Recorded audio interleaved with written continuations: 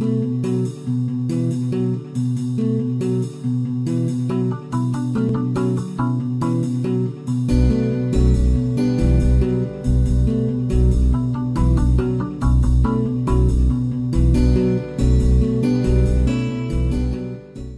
à tous, on va commencer la présentation. Donc moi je m'appelle Christophe Rosenberger, je suis professeur à l'ENSICAN en informatique. Et puis on va dire mon thème de recherche principal c'est la biométrie comportementale, donc c'est l'objet de la présentation aujourd'hui. Alors en fait si je me décris un peu, donc moi j'enseigne à l'ENSICAN mais j'enseigne à l'université de Caen. J'enseigne aussi à l'université Paris-Est Créteil sur des sujets qui vont concerner l'analyse de données, l'identité numérique et puis la biométrie. Je fais partie d'un laboratoire qui s'appelle le GREC, donc je vais en parler un petit peu, je ne sais pas si vous le savez, mais c'est le laboratoire qui regroupe tous les informaticiens de Basse-Normandie et puis des automaticiens et des électroniciens. Donc vous avez vu, je sais pas, pour ceux qui étaient là, Jean-Marc Routure, qui est de l'équipe électronique du GREC, et puis vous avez vu Bruno Zanentini, qui est d'une autre équipe du GREC, l'équipe MAD. Alors, moi je travaille sur le domaine de la biométrie. Alors la biométrie, qu'est-ce que c'est ? Donc l'idée, c'est la science qui va consister à reconnaître ou identifier un individu à partir de caractéristiques morphologiques. Donc morphologique, c'est une partie du corps. Alors interne ou externe. Donc quand je dis externe, ça peut être le visage, l'empreinte digitale. Ça peut être interne, c'est-à-dire que ça peut être les veines des doigts, la veine des paumes de la main, qu'on peut capturer assez facilement en prenant une caméra avec un éclairage proche infrarouge. Donc qui permet de caractériser une partie du corps de la personne. Et puis une autre façon de reconnaître une personne, c'est d'utiliser le comportement. Alors on y reviendra, ce qu'on entend par comportement, parce que je vais essayer de vous montrer un petit peu ce qu'il est possible de faire et des choses que l'on fait à l'heure actuelle au GREC. Donc voilà. Alors la différence entre reconnaître et identifier, dans certains cas, je vais avoir un acte volontaire, je vais dire je suis Christophe Rosenberger et je vais donner un élément de preuve que je suis bien la bonne personne, par exemple mon visage, mon empreinte. Mais ça peut être aussi quelque chose qui n'est pas forcément avec un consentement. Donc ça peut être, je suis en train de me balader dans une rue de Londres, il y a des caméras de vidéosurveillance qui automatiquement vont capturer mon visage et regarder si ce visage, par hasard, il ne ferait pas partie de la liste des gens recherchés à Interpol, par exemple. Et donc là, vous voyez qu'il n'y a pas d'action volontaire, je ne clame aucune identité, je suis juste identifié et ça peut l'être à mon insu. Donc voilà, ça c'est juste pour présenter un petit peu qui je suis et puis sur quoi je travaille. Alors comme je vous l'ai dit, je fais partie d'un laboratoire qui s'appelle le GREC. Je pense que c'est l'un des plus gros laboratoires normands à l'heure actuelle. Donc le GREC, c'est le groupe de recherche en informatique, images automatiques et instrumentation de Caen. En gros, il y a à peu près 200 à 220 personnes dans ce laboratoire. Donc qui sont, pour 86 d'entre eux, sont des enseignants-chercheurs, soit de l'université de Caen, Normandie, soit de l'ENSICAN. Des chercheurs CNRS, c'est-à-dire que c'est des gens qui n'ont pas de charge d'enseignement et qui sont à plein temps sur de la recherche. On a des doctorants, donc des doctorants, c'est des gens qui ont un M2 et qui ont poursuivi pendant 3 ans une thèse pour devenir docteur. Donc ils vont travailler sur des sujets liés à la thématique du laboratoire. Et puis on a d'autres personnels contractuels, donc des post-doctorants. Une fois qu'on est docteur, on peut faire un contrat d'1 an, 2 ans, 3 ans dans un laboratoire. On a des ATER, tout ça c'est des cycles que vous ne connaissez pas forcément. Donc les ATER, ce sont des docteurs qui sont enseignants, chercheurs, mais non permanents, donc qui vont l'être pendant 1 an ou 2 dans un établissement, des ingénieurs, etc. Donc tout ce petit monde permet de travailler sur différents thèmes de recherche. L'électronique, donc vous avez vu ça avec Jean-Marc Routour. Le traitement d'images, alors l'algorithmique d'un point de vue théorique. l'analyse de documents, les systèmes multi-agents, navigation de robots. Là, il y a une illustration qui montre un projet en cours qui se passe aux rives de l'Orne, qui s'appelle le projet Coaches, qui est aussi un projet du grec, et qui a pour objectif d'avoir des robots de compagnie qui permettent de guider des personnes qui voudraient trouver un magasin sur tel sujet. Et donc il y a une expérimentation qui est prévue aux rives de l'Orne. Vous verrez peut-être ces robots dans le quotidien. Ensuite, on a des gens qui vont travailler sur l'automatique, donc c'est tout ce qui est régulation de système, par exemple, de la sécurité informatique, traitement du langage, la biométrie, j'en ai parlé, et puis la monétique, c'est tout ce qui concerne la sécurité du paiement. Donc vous voyez, c'est assez vaste, mais bon, il y a du monde qui travaille sur ces sujets.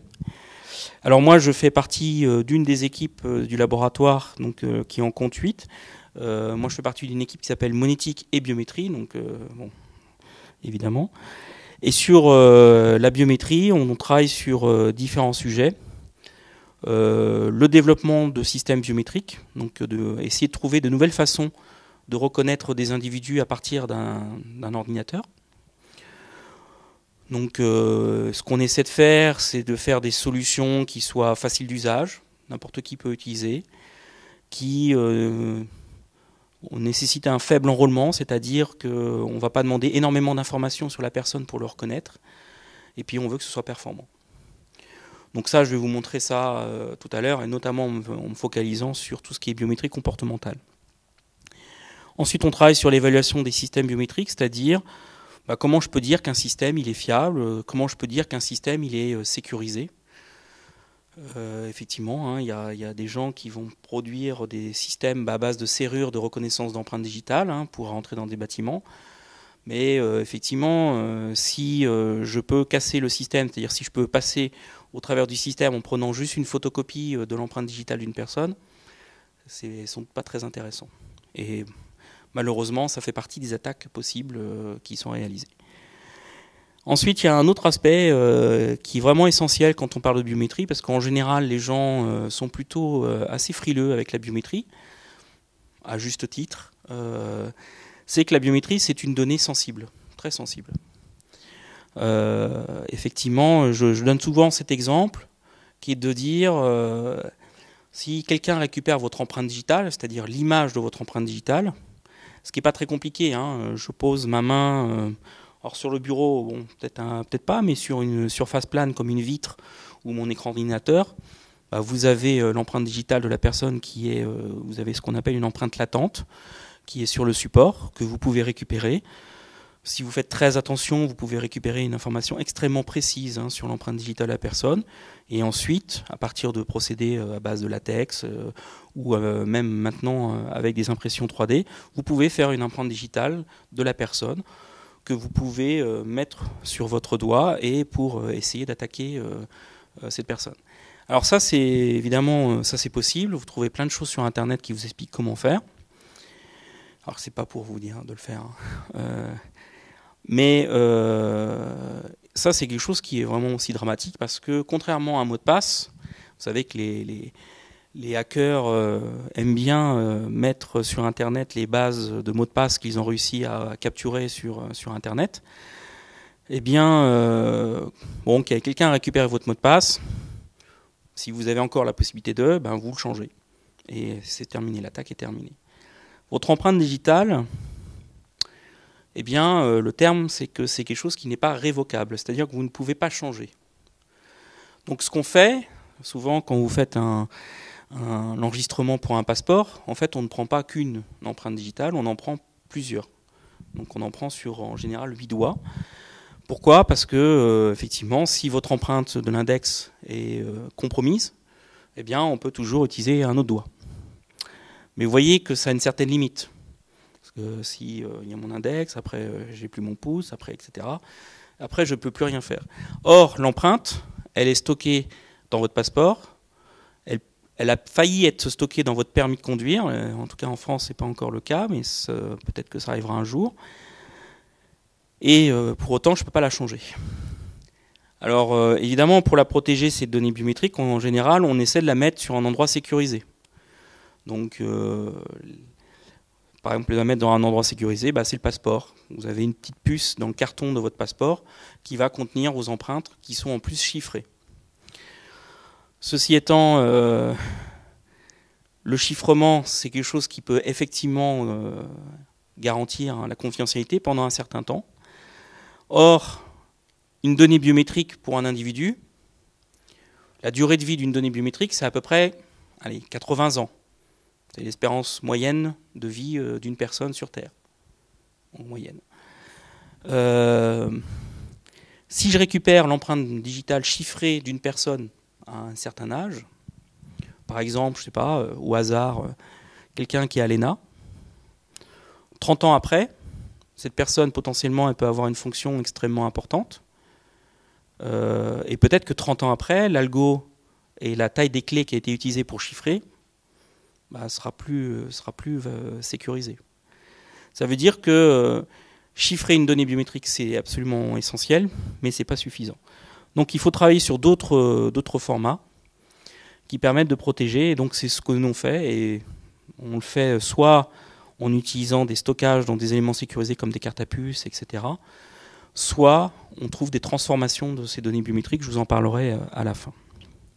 Donc voilà, ça c'est en gros les thèmes de recherche de l'équipe qui sont un peu mes thèmes de recherche personnels. Et évidemment, je ne vais pas tout vous détailler, parce que là on en aurait pour quelques dizaines d'heures, ce n'est pas l'objet. Je vais vous présenter juste la partie biométrie comportementale. Alors, quand on parle de ça, il faut voir aussi à quoi ça sert. Pourquoi on veut mettre de la biométrie un peu partout?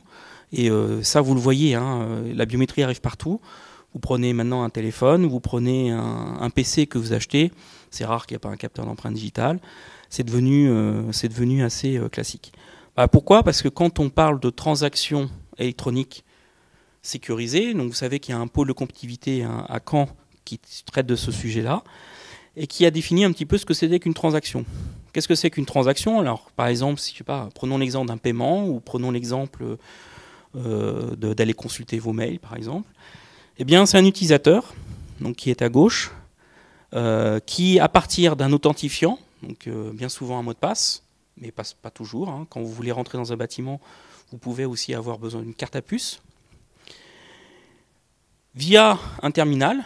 Donc un terminal, ça peut être votre téléphone, votre PC, ça peut être le terminal lié à la porte. Eh bien, vous allez transmettre cet authentifiant à un service qui est existant, qui n'est pas à côté de vous, et qui, à partir de cet authentifiant, va pouvoir dire est-ce que vous êtes effectivement la bonne personne, et est-ce que je vais lui donner un certain nombre de droits pour avoir des services, par exemple, consulter mes comptes en ligne ou consulter mes mails. Alors évidemment, pour que ça marche, tout ça, cette transaction dématérialisée, il faut qu'on ait bien confiance sur le fait que la personne qui est à gauche ait bien les droits d'accéder aux services qui sont à droite. Et pour ça, bien souvent, on ne se base que sur l'authentifiant. Et donc, l'authentification de la personne, c'est-à-dire comment j'arrive à prouver que c'est bien la bonne personne qui accède à ce service, c'est vraiment important. Alors, je vous l'ai dit, il y a plusieurs façons. Alors là, je peux les décrire ici. C'est ce qu'on appelle les facteurs d'authentification. En général, on reconnaît une personne par plusieurs façons. La première, classique, c'est la connaissance d'un secret. Un mot de passe, un code PIN. On peut aussi reconnaître une personne parce qu'elle possède quelque chose de particulier. Quand vous payez avec votre carte bancaire, vous prouvez que c'est bien vous parce que vous avez cette carte. C'est un objet d'authentification. Il y a une autre façon de prouver qu'on est bien la bonne personne, c'est la biométrie. C'est-à-dire, on va prouver quelque chose qui est relatif à ce que l'on est. Le visage, l'empreinte ou d'autres informations. Ensuite, là je fais une distinction, on peut reconnaître une personne à la manière dont elle fait quelque chose. Vous l'avez tous fait un jour, sans vous en rendre compte vraiment. Vous êtes assis et puis vous entendez quelqu'un marcher dans le couloir. Vous l'entendez, vous ne le voyez pas, vous entendez juste le bruit de la démarche. Et vous dites, ça va être un tel. Et parfois vous avez raison, parfois vous avez tort, mais vous avez déjà eu l'occasion de reconnaître une personne grâce à son comportement. Alors vous allez voir qu'il y a plein d'autres façons de faire. Et vous savez que les chercheurs dans le domaine de la biométrie ont une imagination infinie.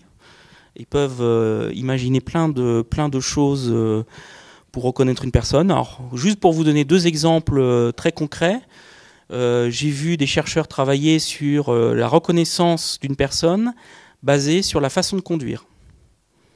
Une voiture, à l'instant T, c'est quoi? C'est bourré de capteurs. D'accord? Donc on peut regarder comment la personne elle accélère, comment la personne elle freine, comment elle passe ses vitesses, à quel régime du moteur elle va passer ses vitesses.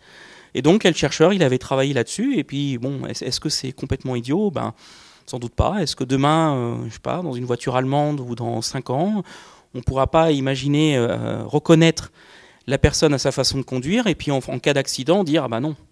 À partir des données qu'on a analysées sur le conducteur, c'était pas vous, c'était un autre conducteur, donc votre assurance ne marche pas. Bon.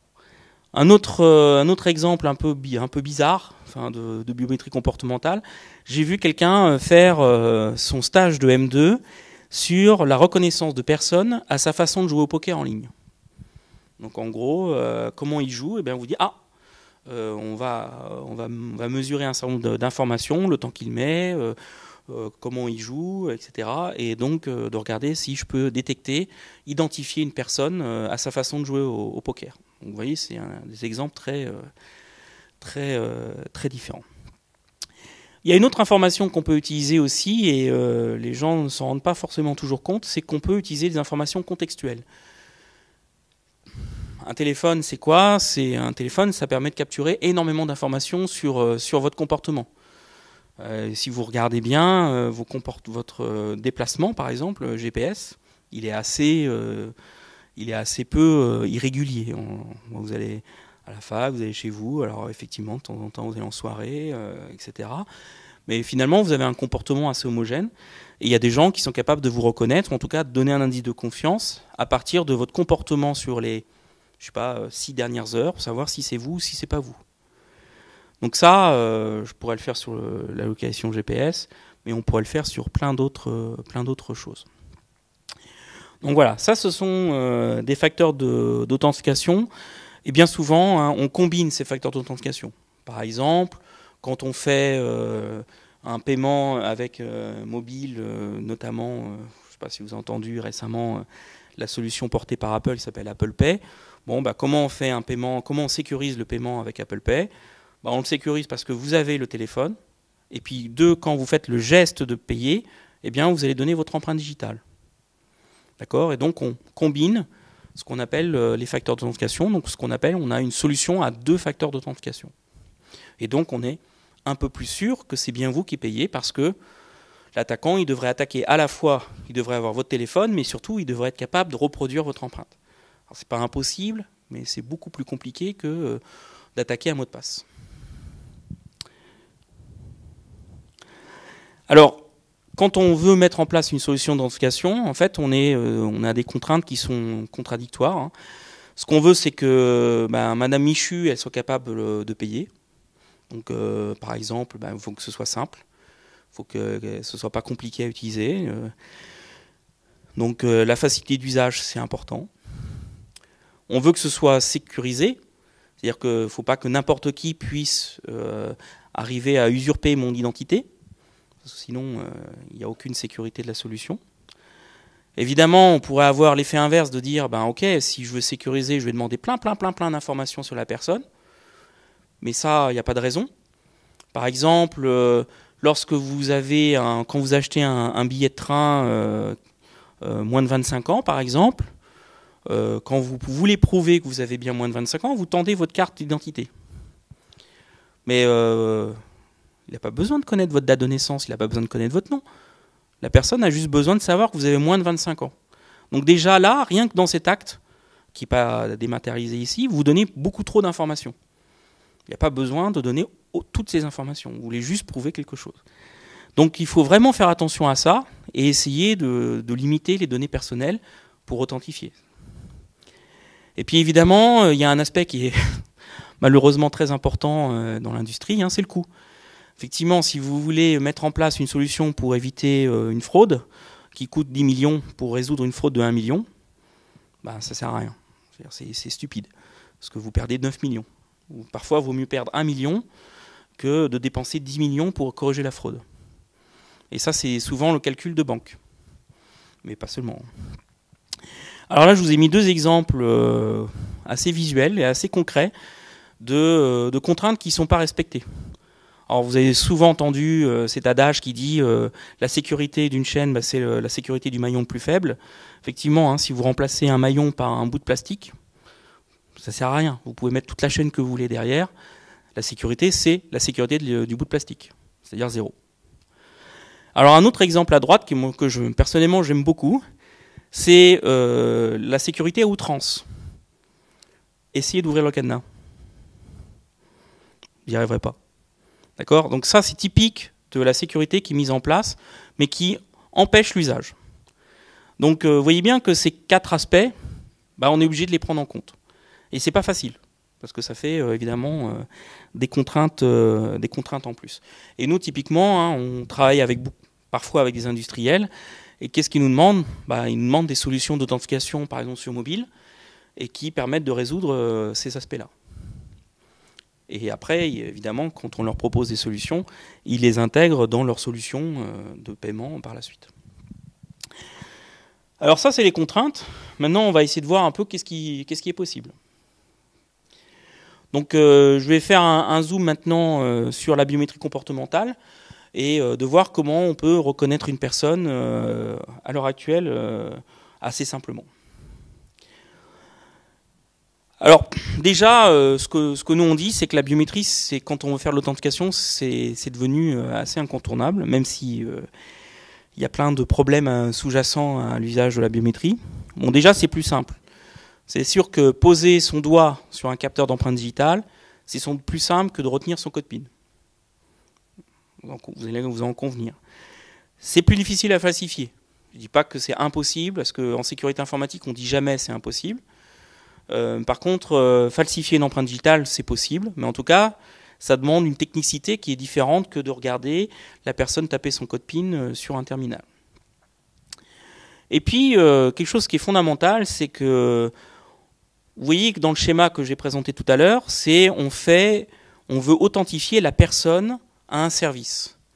Toutes les solutions qui sont utilisées à l'heure actuelle, quand elles n'utilisent pas la biométrie, elles n'authentifient pas un service, elles authentifient une carte, elles authentifient un mobile, d'accord ? Mais elles n'authentifient pas la personne, on ne va pas jusqu'au bout. Et pour aller jusqu'au bout, bah, on n'a pas trop de choix, il faut utiliser de la biométrie. Et c'est la seule technologie qui garantit un lien fort entre la personne et l'authentifiant. D'accord ? Alors je dis pas que ça a que des avantages, hein. Il y a plein d'inconvénients, notamment sur la partie vie privée. Alors sur la biométrie comportementale, il y a quelque chose qui est encore plus intéressant, c'est que bah, vous allez le voir, on se retrouve dans une situation qui est en termes d'usage beaucoup plus simple pour la personne. Même si on peut considérer que mettre son doigt sur un capteur d'empreinte digitale, c'est pas très compliqué. Ceci étant, si on le met mal, bah, on n'est pas reconnu. Donc il faut quand même expliquer comment ça se fait. Et donc l'idée de la biométrie comportementale, c'est d'avoir quelque chose qui soit plus simple et qu'on ait une meilleure interaction entre l'homme et la machine. Et puis quelque chose qui est très intéressant par rapport à la biométrie classique, c'est que c'est en général révocable, c'est-à-dire que c'est très facile de changer la donnée biométrique, contrairement à changer mon empreinte digitale, où là c'est pas possible. Donc je vais vous montrer un petit peu quelques exemples. Alors, assez tôt, dans les années 60-70, on a essayé de reconnaître les personnes en utilisant la voix. Donc ça fait partie des premiers travaux sur le domaine de la biométrie. Donc on va reconnaître une personne avec sa voix. Alors vous savez qu'en ce moment, il y a des choses qui sont en place dans certaines banques où vous allez accéder à votre compte en ligne en faisant de la reconnaissance de la voix. Donc c'est des choses qui sont à l'instant T utilisées. Là, je vous montre un capture d'écran d'une application mobile que nous avons développée dans le cadre d'un projet européen, qui est une application Android qui permet de reconnaître une personne indépendamment du texte qu'il énonce. Et donc là, on va regarder le comportement lié à la voix. Évidemment, il faut qu'on ait aussi le mobile en question. Donc ça, c'est des choses qui sont bas coût, hein, il n'y a pas besoin de capteurs supplémentaires, simple d'usage, on peut dire ce qu'on veut au téléphone, et puis générique, c'est-à-dire qu'on peut s'appliquer ça sur plein de choses. Évidemment, il y a une attaque qui est possible sur ce type de solution, c'est que c'est sensible au rejeu, c'est-à-dire que si j'enregistre une personne, eh bien, je peux rejouer et faire croire que je suis la personne qui est en train d'énoncer le texte au téléphone. Mais ça fait partie des premiers travaux dans les années 70, notamment parce que avant l'achat sur Internet, il y avait l'achat à distance et ça se faisait par téléphone. Et pour reconnaître une personne par téléphone, il y avait une information qui était disponible, c'était la voix. Et donc ça revient maintenant, ça revient un peu au goût du jour. Alors quelque chose aussi qui est possible, et ça c'est quelque chose qu'on connaît très bien nous à Caen sur le sujet, c'est reconnaître une personne à sa façon de taper au clavier. Donc quand vous tapez au clavier, eh bien on a plusieurs façons de vous reconnaître. Il y a ce qu'on fait en général, c'est qu'on va mesurer des temps de pression, des temps de relâchement et des temps de vol entre les différentes touches. Donc ça, je vous montrerai une vidéo tout à l'heure, une démo tout à l'heure. C'est un logiciel qui est développé au sein du laboratoire. Pour que ceux qui s'intéressent, c'est téléchargeable sur Internet, gratuitement. Et donc, vous voyez que quand la personne tape plusieurs fois, eh bien, elle va avoir une certaine signature qui va se représenter par les signaux. Et on va pouvoir comparer la façon de taper de cette personne, ce mot de passe, avec le modèle de la personne et décider si c'est la même ou pas. Donc ça, c'est une solution à deux facteurs, parce qu'il faut connaître le mot de passe. Évidemment, dans ce type de solution, on évite tous les mots de passe complexes, caractères spéciaux, tout ça. Bon, de toute façon, qui ne servent pas grand-chose. Les gens qui utilisent ces mots de passe compliqués, finalement, ils en prennent un, et c'est tout. Donc si un site se fait attaquer et le mot de passe publié, c'est-à-dire que tous les autres services sont attaquables. Ce qui se passe souvent lorsqu'un site est attaqué, le dernier en date c'est Yahoo, qui s'est fait attaquer et donc ils ont récupéré plein de mots de passe de compte. Et donc potentiellement ça peut avoir un impact sur tous les autres services. Et donc on choisit un mot de passe simple, pas de caractères spéciaux, un truc simple, assez long. Et on va regarder le comportement pour saisir ce mot de passe.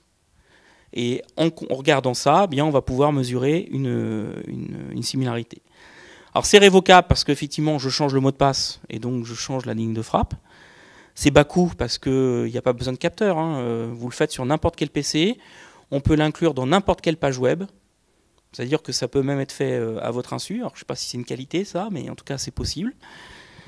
Et c'est simple d'usage parce que finalement les gens ils se retrouvent à taper quoi? Un mot de passe. C'est ce qu'ils font déjà. Alors évidemment, encore une fois, il y a une attaque qui est aussi possible. C'est ce qu'on appelle un keylogger. Donc c'est un petit logiciel qui va analyser des événements liés à votre clavier. S'il sait qu'il y a une analyse des lignes de frappe au clavier qui est faite, il pourra enregistrer la façon de le faire et de le rejouer à l'OS pour faire croire que c'est la bonne personne. Donc ça, c'est une autre solution, et ça, c'est une solution sur laquelle nous on travaille depuis presque 10 ans au grec sur le sujet. Et je vous en parlerai plus tard un peu plus en détail. Autre chose, c'est de dire, bien souvent quand je présente la ligne de frappe au clavier, en disant, mais super, mais sur un écran tactile, comment vous faites? Sur un écran tactile, on fait comme sur un clavier, ça ne change rien. Vous connaissez tous ce qu'on appelle le lock pattern d'Android, c'est-à-dire que c'est un outil qui part à partir d'un chemin dessiné sur une grille 3.3. C'est une façon de saisir un mot de passe, comme un chemin. Eh bien, en fonction du chemin que vous avez saisi, vous êtes reconnu ou vous n'êtes pas reconnu. Sauf que là, nous, on l'a rendu, on l'a ajouté des informations comportementales. C'est-à-dire que quand je vais faire mon schéma, je vais regarder la vitesse à laquelle je le fais. Je vais regarder à quelle pression j'appuie sur le téléphone, information que je peux collecter nativement par le téléphone. Et puis, je vais regarder aussi l'accéléromètre. Parce que quand vous utilisez un téléphone, c'est l'accéléromètre, vous pouvez mesurer plein d'informations. Et l'accéléromètre, en l'occurrence, nous permettra de savoir comment vous tenez votre téléphone. Quel est votre comportement lorsque vous saisissez votre schéma. Et donc ça va nous donner des signaux. Et à partir de ça, eh bien, en connaissant le chemin, en connaissant le comportement et en connaissant le téléphone, eh bien, on va pouvoir vous reconnaître. Et donc, c'est exactement la même chose que la ligne de frappe au clavier, sauf que cette fois, on n'est pas sur des touches, mais on est sur un écran tactile. Et donc là, vous imaginez qu'on peut faire ça sur n'importe quelle tablette, n'importe quel téléphone, etc. On a à peu près les mêmes qualités que la ligne de frappe au clavier. On a aussi la possibilité d'attaquer. Bon, il y a des contre-mesures qui permettent d'éviter ça, mais effectivement, on peut avoir, non, ça ne s'appelle pas un keylogger sur un mobile, mais ça s'appelle un malware. Si le malware il récupère toutes ces informations, il peut faire croire à l'OS qu'on est en train de saisir ce chemin. Bon, on y reviendra aussi sur ce sujet-là. Ensuite, il y a la signature. Reconnaître une personne à partir de la signature manuscrite, c'est possible. Mais copier une signature manuscrite de quelqu'un, avec un peu d'entraînement, c'est possible. Maintenant, copier la façon de faire la signature, c'est beaucoup plus difficile. Alors, on a développé à la fois sur mobile et à la fois sur ordinateur des solutions de démonstration de ça. Et je peux vous dire que même en présentant la signature de la personne, c'est extrêmement difficile de reproduire la signature de quelqu'un. Faut vraiment, et en général, les gens abandonnent parce que c'est difficile. Et donc, on va utiliser des informations qui sont très similaires au chemin secret, sauf qu'on va se retrouver dans un geste qui est différent. Et donc, on va avoir aussi la possibilité de reconnaître une personne par son comportement lorsqu'il signe. Même si on a l'impression que quand on fait une signature, on fait n'importe quoi, on a quand même un certain nombre de réflexes sur des accélérations, sur des inclinaisons, qui, on verra très bien par les signaux qui sont collectés. Alors j'ai mis un autre aspect. Alors l'attaque par rejeu aussi. Et il y a aussi la sensibilité à la variabilité intraclasse. Effectivement, si je suis en colère, pressé, etc., je vais pas signer forcément toujours pareil. Et donc là, j'aurai un peu plus de mal à reconnaître la personne. Mais arriver à se différencier d'un imposteur, c'est très facile. Donc ça, c'est la signature. Alors une autre façon, c'est ce qu'on appelle l'analyse de la façon de marcher. Donc il y a pas mal de gens, enfin pas mal, il y a 4-5 équipes dans le monde qui travaillent sur le sujet, qui vont prendre un téléphone, vous allez le mettre dans votre poche, vous allez lancer un programme sur votre téléphone qui va faire quoi? Qui va juste mesurer l'accéléromètre. Donc l'accéléromètre, ça va vous donner des signaux, et quand vous marchez, eh bien vous allez obtenir ce signal, et à partir de ça, alors peut-être que les gens des STAPS d'ailleurs connaissent bien ça, vous pouvez analyser ce signal, et à partir de ça, décider si vous êtes ou pas la personne. Alors là, c'est dans un cadre ce qu'on appelle de l'authentification continue, c'est-à-dire que là, on ne va pas faire un geste lorsqu'on a besoin de s'authentifier, on va laisser tourner le programme tout le temps. Donc quand vous allez marcher, et l'idée de ces solutions, c'est d'avoir des solutions transparentes pour l'utilisateur. Imaginons que demain, j'ai ce type de solution sur mon téléphone. J'ai un terminal qui conditionne l'accès à une porte d'un bâtiment. Eh bien, plutôt que d'avoir un geste volontaire de l'humain vers le terminal pour dire je suis bien la bonne personne en présentant un badge, en présentant une empreinte digitale ou ce que vous voulez, on pourrait imaginer que le téléphone, de façon transparente en Bluetooth ou ce que vous voulez, en n'importe quel protocole de communication sans fil, va discuter avec le terminal en disant bon là, moi, ça fait une demi-heure que j'analyse sa façon de marcher, je suis sûr que c'est la bonne personne. Et là, il va donner cette preuve au terminal qui va dire « j'ouvre la porte ». D'accord ? Et donc, du coup, la personne elle va se retrouver dans un contexte où ce sera totalement transparent. Par contre, là, évidemment, on va collecter plein d'informations pendant tout qu'elle marche, etc. Donc, ça, c'est quelque chose qui est aussi qui peut être problématique en termes de vie privée. Mais en tout cas, c'est possible. Il y a des gens qui travaillent sur ces solutions. Alors, je ne vais pas vous dire que les performances sont excellentes, mais en tout cas, c'est des choses qui existent. Alors maintenant, je vous propose, sauf s'il y a des questions déjà sur le sujet, mais de zoomer sur la partie des lignes de frappe au clavier. Alors, je ne vais pas rentrer dans le détail, juste vous faire sentir comment ça marche, et puis je vais vous faire une démo. Alors, quand on regarde les approches dans l'état de l'art, donc ce qui se fait à l'heure actuelle, on a des gens qui vont travailler sur la ligne de frappe au clavier sur du texte libre. Donc ça veut dire que là, on n'est plus dans un mot de passe, hein, vous êtes en train de taper sur un chat, sur un réseau social, sur un jeu. Et par exemple, je peux avoir envie de faire de ce qu'on appelle d'authentification continue. C'est exactement l'exemple que je vous ai donné, hein, sur la façon de marcher. On peut aussi avoir la possibilité de faire une authentification basée sur un challenge. Par exemple, un service va vous dire tapez tel mot. Vous allez le taper, donc vous allez avoir un certain signal que vous allez envoyer. Et le serveur, lui, va prédire comment vous devriez le taper à partir de votre modèle et comparer si c'est similaire. Donc ça, c'est pour éviter l'attaque par rejeu que je vous ai expliqué en mettant un keylogger sur un PC. Donc ça, il y a des gens qui travaillent sur ce type de choses. Vous avez sur des textes statiques, donc les textes statiques, c'est des mots de passe, bien souvent. Soit le texte est secret, donc n'est connu que de la personne. Vous avez aussi des solutions commerciales où on vous demande de taper une phrase qui est connue de tout le monde. Et la différence se fera uniquement sur votre comportement à taper cette phrase. Donc évidemment, quand vous avez chacune de ces approches, ça correspond à des applications différentes. Quand vous êtes sur du texte statique, on est plutôt sur l'authentification à un service, par exemple. Quand on est sur du texte libre, ça peut être de l'authentification, mais ça peut être aussi de la surveillance. Et je vous en parlerai tout à l'heure. Alors le principe de la collection de données sur la ligne de frappe, alors c'est pas la seule technique. Si on veut vraiment être précis sur la ligne de frappe au clavier, il y a plein d'autres façons de faire. Une façon de faire que connaissent bien les gens qui attaquent les distributeurs de billets de banque. Vous avez des techniques qui permettent de mettre un petit objet dans la fente du lecteur de carte pour empêcher que la carte soit avalée par le lecteur de carte, par le distributeur de billets. En général, vous avez une petite caméra qui regarde comment vous tapez votre code PIN.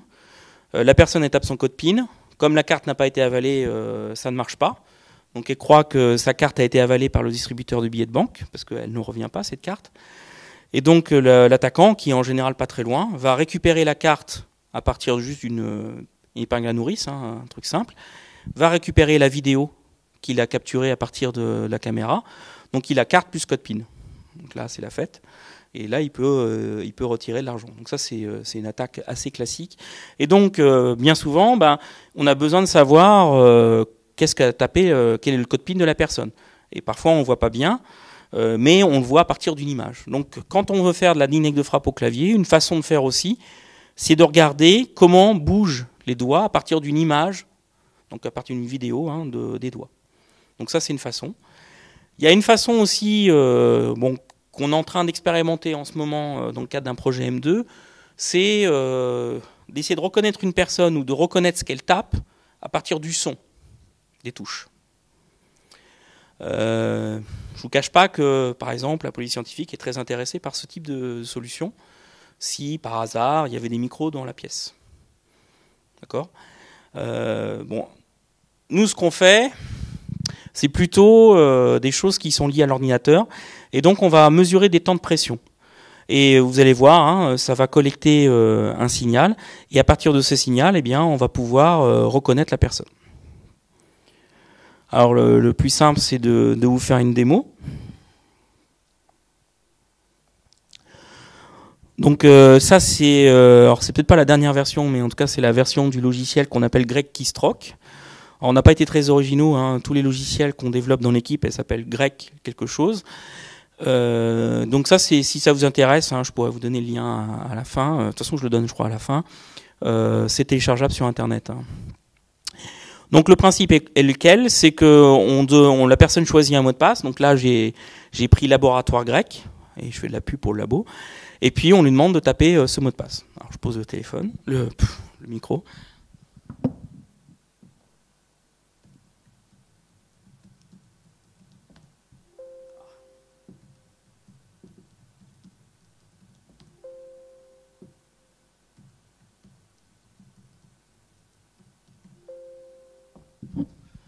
Bon, il a fallu que je tape 3 fois.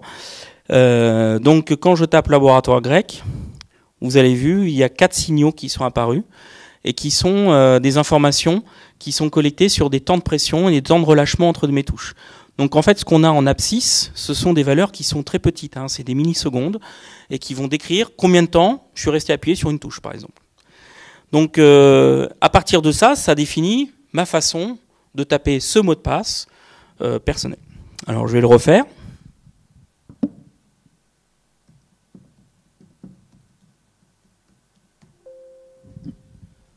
Donc là, j'ai refait une deuxième fois. Vous voyez que le signal, il n'est pas exactement le même, mais il y a quand même des similitudes qui sont assez importantes.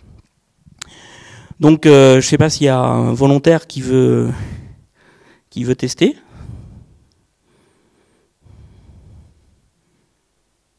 Allez. Donc là, j'ai changé la couleur de la courbe pour qu'on voit bien la différence. Donc c'est laboratoire grec et puis Hunter après.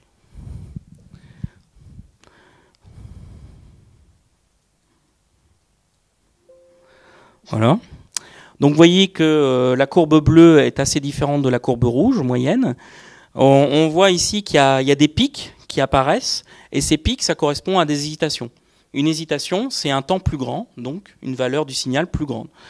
Donc là, effectivement, c'est la première fois qu'elle tapait ce mot de passe, donc elle ne le connaissait pas, donc c'est pour ça qu'il y avait une hésitation. Mais si elle avait choisi un mot de passe ou une phrase qu'elle connaissait bien, eh bien, on aurait eu un réflexe. Et quand vous tapez au clavier, votre mot de passe, finalement, vous n'y pensez pas.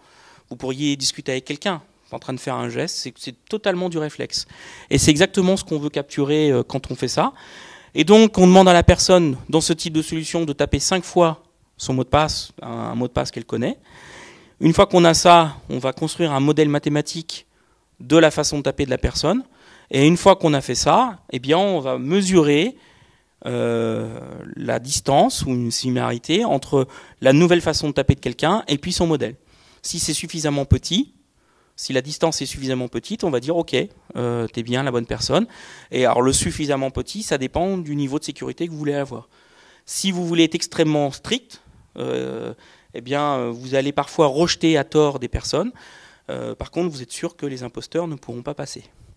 Donc ça, c'est typiquement donc ça, c'est un logiciel qu'on a développé alors à des fins de démo, mais on a fait aussi ce logiciel à des fins de collecte de données. Parce que pour travailler sur ce sujet-là, il faut qu'on collecte des données. Alors, je vais vous en parler tout de suite. Du coup, on a construit une base de données qui, à l'heure actuelle, est l'une des bases les plus grandes, qui a été faite en 2009, qui s'appelle Greg Keystroke. Enfin, on est très originaux, hein. Et donc, c'est une base où on a 100 personnes qui ont tapé 60 fois Grec Laboratory. Et ils l'ont fait sur 2 claviers, un clavier de portable et un clavier de station. Alors, la petite histoire qui est comme assez rigolote, c'est un de mes étudiants hein, qui s'appelle Mohamed El Abed, hein, un étudiant libanais qui maintenant est reparti au Liban et qui maintenant enseignant-chercheur dans une université libanaise.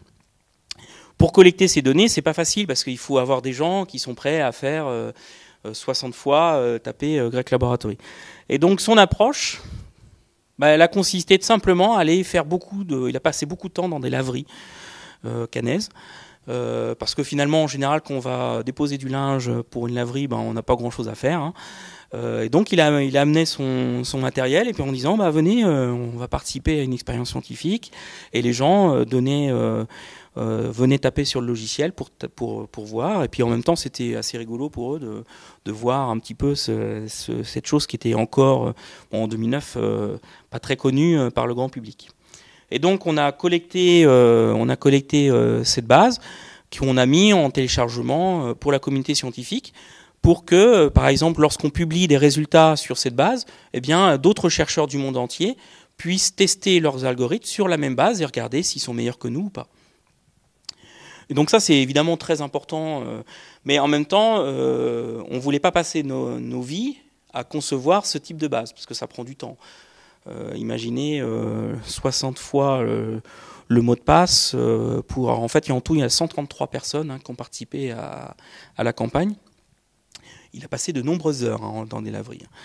Bon, alors du coup, on a fait ce logiciel pour que les chercheurs dans le monde entier puissent utiliser ce logiciel et créer de nouvelles bases sur des expériences qu'ils voudraient faire. Par exemple, est-ce que ma façon de taper lorsque je suis au calme ou que je suis en train d'écouter du métal, est-ce que c'est très différent ou pas ? C'est une question, par exemple, philosophique qu'on pourrait se poser. Alors, là, je vous montre quelques exemples de résultats. Donc, on a testé nos méthodes avec d'autres méthodes de l'état de l'art. Alors, notre méthode, c'est contribution. Et en gros, ça, c'est juste pour vous dire qu'en moyenne, si la personne connaît votre mot de passe, le taux d'erreur, c'est à peu près 6%. Donc 6%, ça veut dire que l'imposteur, même s'il connaît votre mot de passe, il arrivera à se faire passer pour vous dans 6% des cas. Et la personne qui est la personne légitime, elle sera rejetée dans 6% des cas aussi. D'accord ? Donc c'est comme ça qu'on évalue un petit peu les choses. Ce qu'on appelle du faux rejet. Dans combien de cas je suis rejeté à tort, et des impostures, c'est des personnes qui arrivent à se faire passer pour moi. Donc évidemment, on est sur des taux qui sont relativement hauts par rapport à l'empreinte digitale, ou etc. Mais c'est quelque chose qui va renforcer un mot de passe, tout en évitant les mots de passe complexes. Donc ça, c'était déjà intéressant en 2011 d'identifier ça. Ensuite, j'ai eu un étudiant en thèse qui s'appelait Romain Gio, et un jour, il vient me voir et me dit j'aimerais bien tester si j'arrive à reconnaître un homme d'une femme à la façon de taper au clavier. Alors il s'était amusé quelques jours avant à essayer de faire ce type de choses sur des visages, ce qui marche très bien. Je veux dire, reconnaître le genre d'une personne à partir du visage, ça pose pas vraiment de problème. On est peut-être à 2-3% d'erreur, c'est tout. Mais il m'avait dit, j'aimerais bien tester sur la ligne de frappe au clavier. Alors je lui ai dit, écoute, si tu veux essayer, vas-y, c'est pas très compliqué à essayer. Et donc il a essayé, et puis il s'est avéré que c'était intéressant. Et donc du coup après on a été un peu plus loin, on a regardé est-ce que la personne tape avec une main ou deux mains. Ça c'est pas très compliqué parce qu'en moyenne, si vous tapez avec une main, vous allez mettre vachement plus de temps pour taper le mot de passe, et donc ça se verra au niveau des courbes. Donc ça c'est assez facile à détecter. Est-ce que la personne est droitière ou gauchère ? Et ça c'était une question aussi intéressante parce que et puis on a essayé aussi un autre truc, c'est alors évidemment quand on a diffusé ça, donc c'était en 2011. Il y a plein d'industriels, ça a fait tout un buzz médiatique, pas qu'en France d'ailleurs, un peu partout. Et on a eu des industriels qui nous ont dit mais c'est super votre truc là, mais est-ce que moins de 18 plus 18 vous sauriez faire ? Alors sur le principe oui, on pourrait le faire, mais il faudrait beaucoup de données, et là c'est quelque chose qui coûte beaucoup de temps de faire ça. Nous, dans notre base qu'on avait collectée avec la laverie, on avait à peu près la moitié de gens en dessous de 30 ans et la moitié de gens au-dessus de 30 ans. Donc on a testé sur cette catégorie d'âge. Alors qu'est-ce qu'on obtient ? Alors pour ça, il y a eu des algorithmes. Alors, je vous passe les détails, peu importe. C'est juste vous montrer que c'est quand même pas si anodin que ça. Donc il y a tout un ensemble de traitements qui sont réalisés pour traiter les informations collectées en termes de temps, de pression, relâchement et de vol, d'accord. Et à partir de ça, on a développé des solutions qui permettent de reconnaître le genre. Alors au final, qu'est-ce que ça donne ? Alors là, je vous montre des résultats qui sont des performances sur le texte libre, c'est-à-dire que je sais absolument pas ce que tape la personne, d'accord. Alors qu'est-ce que je fais ? Là, vous avez sur la première ligne, c'est est-ce que la personne a utilisé une main ou deux mains. Donc soit sur du texte libre à droite, on est à peu près à 97-98%. Donc encadré, c'est l'intervalle de confiance de l'estimation de la performance. Et quand on sait quel est le mot de passe, c'est entre 95 et 98%. Donc par exemple, savoir que la personne utilise une main ou deux mains, ça on le sait. Donc ça permet de caractériser aussi quel est le degré de connaissance de la personne dans l'usage de l'informatique. Le genre. Alors le genre, vous voyez, sur du texte libre, on est entre 79 et 84% de reconnaissance lorsque on analyse la façon de taper au clavier. Alors la chose aussi qui est intéressante, c'est que plus vous collectez d'informations sur la personne, donc plus de texte qu'elle tape, plus vous êtes capable d'augmenter ce taux de reconnaissance. L'âge, alors plus ou moins 30 ans, oui, sur du texte libre, entre 72 et 75%. C'est sans doute pas suffisant. Mais en tout cas, ça vous donne déjà des éléments. Le fait que ce soit droitier ou gaucher, on est entre 83 et 88% sur des textes libres. Donc vous voyez déjà, on arrive à faire des choses qui ne sont pas parfaites, mais en tout cas qui permettent d'aiguiller vers une des catégories. Est-ce que la personne est droitière ou gauchère, par exemple? Donc ça, c'est évidemment, c'était intéressant comme résultat. Après, ce qu'on s'est dit, mais est-ce qu'on ne peut pas utiliser cette information a posteriori? C'est-à-dire que je prends quelqu'un en train de taper au clavier, je détermine si c'est un homme, droitier, etc. Et je vais regarder si son profil qu'elle annonce, je vais regarder la cohérence du profil. Par exemple, si je suis pas sûr sur la façon de taper au clavier que ce soit la même personne, mais par contre le profil détecté et le profil affiché, il est le même, ça va renforcer le fait que c'est bien la bonne personne.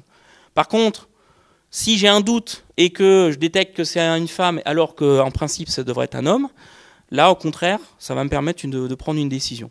Et donc là, c'est ce qu'on a fait, c'est qu'on a testé sur différentes méthodes. Alors ce qu'il faut regarder, c'est la dernière colonne. Si on prend 5 mots de passe que la personne saisit et qu'on regarde la cohérence du profil, alors par une méthode dont je ne vous détaille pas ici le principe, on arrive à un taux d'erreur de 5%, alors que si on n'avait pas utilisé la cohérence de profil, on était à 10%. Donc le fait d'avoir ces informations sur la cohérence du profil, ça nous permet de diminuer mes taux d'erreur sur cette implémentation qu'on avait utilisée. Donc, profiler une personne à sa façon de taper au clavier, c'est possible. Utiliser cette information pour essayer de diminuer les erreurs de reconnaissance, c'est également possible. Et là, vous voyez, on était quasiment à du 50% de gain. Donc ça, c'est des choses qui étaient intéressantes également. Alors les applications. Et là, on a commencé à faire un petit peu des choses sur ce sujet. Évidemment, en ce moment, nous, on est en train de travailler avec des industriels et ils sont en train d'utiliser la ligne de frappe pour essayer de prouver que la personne qui est en train de faire un achat via un PC est bien la bonne personne. Donc ça, c'est des choses qui sont en cours avec des industriels. Il y a un sujet qui, moi, j'aimerais bien travailler, et on a une thèse qui commence en ce moment avec un étudiant du M2 Sécure d'informatique de cette année, qui est notamment, par exemple, de travailler sur la lutte contre la pédopornographie. Typiquement, je suis sur un chat de jeu, un chat de réseau social. La personne, elle a un profil affiché. Alors, je ne sais pas, si on prend un compte Facebook, par exemple. Et puis, quand j'analyse la façon de taper au clavier, je vais détecter un autre profil. Et là, on a la possibilité de voir si les deux profils sont cohérents. Je suis en train de parler a priori à une fillette de 14 ans et je m'aperçois que ce n'est pas vraiment le cas. Bon, typiquement, ça pourrait être une information qui pourrait être soit délivrée à l'utilisateur, soit délivrée au réseau social pour que, par exemple, des comptes soient coupés. Parce qu'il y a un problème de cohérence du profil. Il y a un autre sujet qui est très important sur Internet. Quand vous achetez sur Internet, vous regardez beaucoup les avis. Alors que ce soit les hôtels, que ce soit des produits que vous voulez acheter. Pour autant, c'est quoi la confiance dans ces avis? Est-ce que c'est le site de e-commerce qui va remplir des avis bidons pour dire que le produit il est génial? Ou au contraire, est-ce que c'est le concurrent qui n'est pas content et qui va mettre des avis très négatifs sur le produit concurrent? Donc en fait, c'est difficile. Donc on se base sur quelque chose, mais on ne saurait pas dire du tout si cet avis il est justifié ou pas. Donc par contre, si on analyse la ligne de frappe au clavier ou d'autres informations qu'on peut collecter, beaucoup de gens ont peur quand je leur parle de la ligne de frappe en disant « ça donne plein d'informations », mais je leur ai dit « mais de toute façon, vous allez sur n'importe quelle page web, on est capable de sortir plus de 30 informations sur vous très facilement. Je veux dire, on peut savoir dans quel pays, on peut savoir même localisation presque géographique, on peut savoir quelles sont les polices qui sont installées sur votre PC. Enfin, il y a tellement de choses qui permettent qu'on peut collecter sur vous que de toute façon, on peut vous identifier sans biométrie. Il n'y a pas besoin. Alors je dis pas que c'est bien, je dis juste que c'est un fait. Et donc quand une personne par exemple saisit un avis sur Internet, on pourrait imaginer qu'on va collecter un certain nombre d'informations, alors qu'on va protéger, je vous montrerai un peu comment on peut faire ça, et identifier des comptes multiples. Par exemple des gens qui ont créé des comptes pour soit casser les produits concurrents, et donc on pourra faire le lien entre différents comptes en regardant soit la signature je sais pas, du navigateur, du PC, ou soit en regardant la façon de taper au clavier. Par exemple, très simplement, quelqu'un qui fait un copier-coller pour saisir un avis peut peut peut-être se poser la question de la pertinence de cet avis, d'accord, plutôt que quelqu'un qui va le saisir. Et ça, c'est très facile à extraire. Alors après, il y a des applications, alors plus ou moins nobles. Une application un peu moins noble, c'est le marketing ciblé. Effectivement, je suis un moteur de recherche multinational. Quand la personne est en train de saisir un texte dans le moteur de recherche, je peux analyser des informations type profil à partir de la ligne de frappe au clavier. Je peux savoir si c'est une femme, etc. Et en fonction de ça, je vais peut-être cibler soit les réponses, soit cibler des publicités que je veux lui présenter. Donc ça, c'est effectivement quelque chose qui peut être fait, j'en sais rien, mais en tout cas qui est complètement possible, ça pose pas de problème. Après, quand on a eu tout ce buzz médiatique, on a eu beaucoup de journalistes qui nous ont posé un peu des questions auxquelles je n'avais même pas pensé. C'était est-ce qu'on ne pourrait pas utiliser ces informations pour quand on veut recruter un ingénieur ou quand on veut recruter quelqu'un dans une société, on va lui demander de taper sur un ordinateur et à partir de ça, on va extraire des informations sur... parce qu'effectivement, là, on est sur le genre, on est sur droitier gaucher, mais on pourrait imaginer apprendre à reconnaître, je ne sais pas, quelqu'un qui est stressé. Et donc, il y a des chercheurs qui ont travaillé sur ces types d'applications, reconnaissance d'émotions, reconnaissance de traits liés à la personne. Alors, encore une fois, je ne dis pas que c'est bien, mais en tout cas, c'est possible. Le bien-être au travail, effectivement, être capable que la personne est stressée à partir de la ligne de frappe au clavier, potentiellement, c'est possible. Ça, c'est pas très, très compliqué. Et alors, est-ce qu'il faut le faire, est-ce qu'il ne faut pas le faire, j'en sais rien. Là, après, il y a des aspects législatifs, mais en tout cas, c'est possible. Donc ça, c'est sur la ligne de frappe au clavier. Alors, je ne sais pas combien de temps il me reste. J'ai dépassé ou pas, là? Bon, j'ai un peu de temps.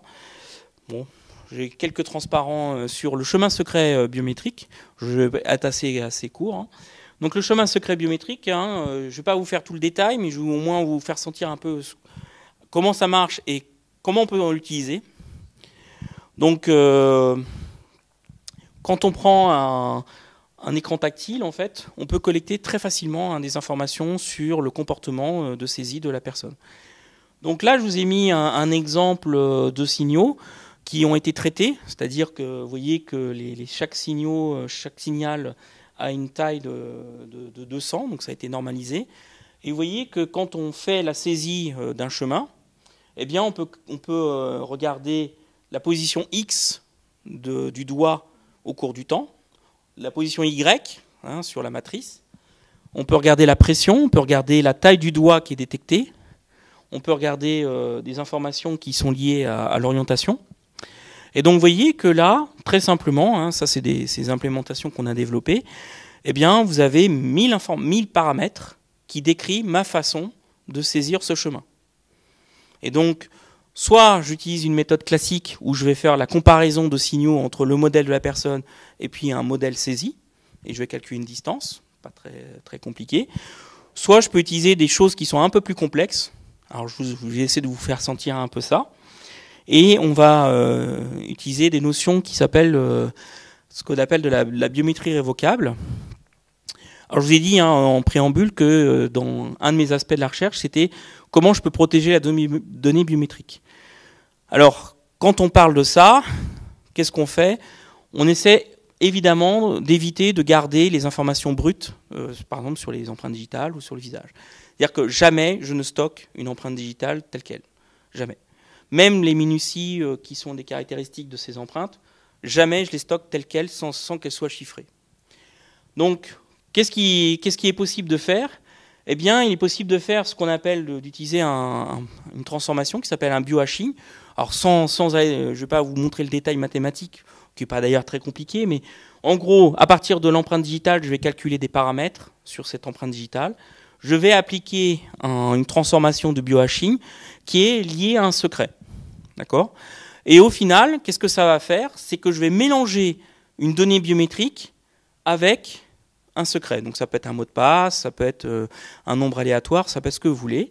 Et à partir de ça, je vais générer un code barre qu'on appelle un biocode et qui va décrire à la fois mon empreinte digitale et à la fois mon secret. Alors ça, c'est le principe général. Et donc, au lieu de traiter mon empreinte digitale telle qu'elle, eh bien, je vais m'intéresser qu'au code barre. Donc je vais faire ça à chaque fois que j'ai besoin de faire un enrôlement, une vérification d'une personne. Je vais générer ce biocode. Et donc si je veux enregistrer une personne, eh bien, je vais le faire une première fois et je vais enregistrer le biocode. Et le reste, je ne l'utilise pas. Et si quelqu'un arrive, un attaquant s'amuse à hacker le service et récupère le code barre, c'est pas très grave. Parce que à partir du code barre, il ne peut pas remonter à la donnée biométrique. D'accord ? Et puis moi, en prenant un autre secret, je peux générer un autre biocode à partir de ma donnée biométrique. Donc ça permet d'éviter, ça c'est justement permettre la révocabilité. C'est pour ça qu'on appelle ça la biométrie révocable. Et donc, du coup, il y a beaucoup moins de problèmes. Et ce code barre, je peux le mettre sur un service sur Internet. Il n'y a pas de problème, il faut que je le protège. Mais s'il est attaqué, eh bien, je saurai le modifier. Et donc ça, c'est des choses sur lesquelles nous on travaille. On essaie de trouver des transformations de ce type-là qui permettent de faire de la biométrie, mais respectueuse de la vie privée. Et puis, alors là, je vous montre un exemple. Alors, je ne vais pas le détailler, hein, mais en gros, c'est un exemple. Bon, voilà, à partir du chemin secret biométrique et puis de la biométrie révocable, eh bien, on peut proposer des protocoles qui permettent à Alice, par exemple, de s'authentifier auprès de sa banque en utilisant à la fois des données biométriques, que sont le chemin secret biométrique, et à la fois ces histoires de biohashing qui vont permettre de la protéger. Et à partir de ça, je vais pouvoir m'authentifier auprès d'une banque en utilisant une donnée biométrique qui ne pose aucun problème d'un point de vue vie privée, parce que justement on a utilisé ce type de transformation. Et donc ça permet de changer un peu la donne sur comment de casser un peu l'image flic de la biométrie. Alors, vous savez, quand vous utilisez votre téléphone et que vous avez un capteur d'empreinte digitale, votre empreinte digitale, vous ne savez pas trop où elle est. Bon, elle est forcément dans le téléphone, mais est-ce qu'elle est ailleurs? Vous n'en savez rien. Et je vous ai dit, pour autant, vous ne pouvez pas la changer. Là, à aucun moment, vous me donnez des choses très sensibles. Et comment vous rentrez votre information biométrique? C'est juste un chemin sur une grille 3.3. Donc en termes d'usage, super simple pour la personne. Elle a l'impression de faire quelque chose d'assez classique, elle connaît d'ailleurs. Pour autant, on a quelque chose qui peut être extrêmement sécurisé et qui permet à la banque d'être sûre, par exemple, que vous êtes bien la bonne personne. Donc là, ça c'est juste des exemples. Souvent, quand on fait les résultats de ce type-là, on essaie de simuler les attaques en disant, voilà, si on se met dans tel scénario où l'attaquant n'a pas le téléphone d'Alice, il connaît le chemin secret d'Alice et il saisit lui-même sur son téléphone le chemin secret d'Alice, ce qu'on montre, c'est que cette attaque elle est totalement inefficace avec ce type de protocole pour Internet. Et puis, si par exemple l'attaquant il a le téléphone d'Alice pendant un certain temps et qu'il peut réaliser son attaque uniquement, enfin cette fois sur le téléphone d'Alice, on voit que cette attaque elle peut être efficace, mais à 0,1% d'erreur. Et donc ça, c'est le genre de choses sur lesquelles on travaille, et qu'on présente ça à des industriels en disant, voilà, nous on a mis en point un protocole qui permet de faire de l'authentification sécurisée, simple d'usage, avec de la biométrie. Et puis après, souvent, on a des contrats avec des industriels, ils disent, OK, banco, on l'implémente, et derrière, c'est mis en place dans des produits réels. Alors, conclusion. Alors, quand on parle de biométrie, on parle cybersécurité. Alors, c'est vrai que souvent, le thème de la cybersécurité, c'est un sujet à la mode en ce moment. Souvent, les gens pensent que c'est uniquement lié au virtuel, que le virtuel n'a que des impacts que sur le virtuel. Alors, c'est totalement faux. Vous pouvez complètement avoir un attaquant qui pourrait faire exploser une centrale nucléaire ou bien d'autres choses, donc avoir des impacts dans le réel, y compris dans l'inverse, c'est-à-dire du monde réel vers le monde cyber. Donc en fait, il y a un continuum qui existe entre le réel et le cyber. C'est-à-dire qu'il n'y a pas une distinction entre les deux. Quand on parle de sécurité des frontières, on parle à la fois du côté cyber et à la fois du côté réel, physique. Le biométrie, c'est un sujet qui est intéressant et surtout qui fait le lien entre le monde cyber et les humains, parce que c'est ça, c'est-à-dire comment je peux reconnaître un individu, un être vivant, un service qui est quelque part, qui d'ailleurs je ne sais pas où, mais qui est dans le monde cyber.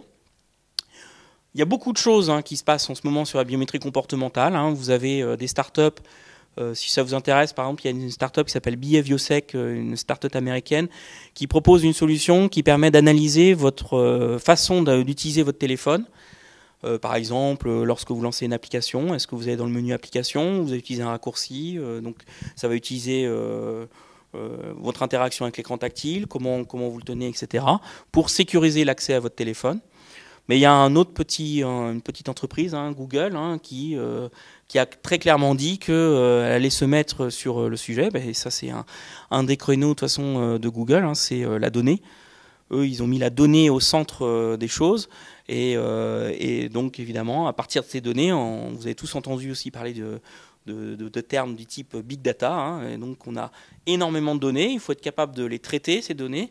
Et parfois, les traiter, ça peut faire des choses qui sont intéressantes et puis des fois qui peuvent être assez gênantes parce que vous voyez, typiquement, la reconnaissance du genre à partir de la ligne de frappe au clavier, ça, c'est assez récent. Et dans certaines applications, ça, c'est évidemment un intérêt, mais ça peut être aussi quelque chose une atteinte à la vie privée.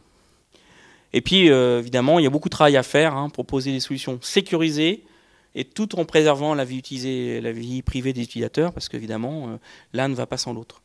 Donc il faut vraiment tout ça. Voilà, alors si ça vous intéresse, notamment sur la partie logicielle, on a un site qui s'appelle epaymentbiometrics.ncicamp.fr, qui est le site de l'équipe de recherche, où vous trouverez le logiciel de ligne de frappe au clavier en téléchargement gratuitement, sans problème. Et puis si vous avez des questions, n'hésitez pas. Merci.